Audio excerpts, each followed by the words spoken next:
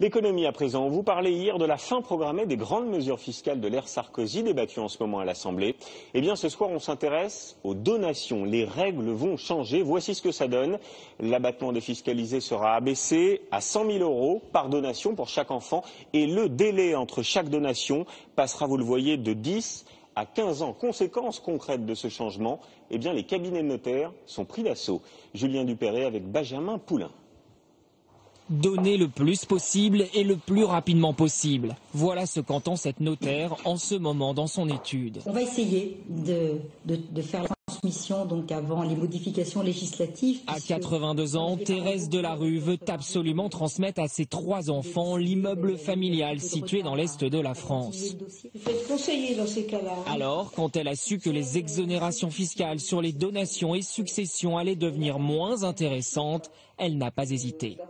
Je dis, dépêchons-nous, faisons cela avant de être obligé de payer plus encore et que les enfants finalement ne profiteront pas autant qu'ils le devraient. L'opération lui permettra d'alléger de plusieurs dizaines de milliers d'euros sa succession. En fait, la loi permet à chaque parent de faire une donation exonérée à chacun de ses enfants. Concrètement, si l'on prend l'exemple d'un couple avec 2 enfants, il peut aujourd'hui donner en tout et pour tout jusqu'à 637 000 € totalement exemptés d'impôts. Après la réforme, cela tombera à 400 000 €.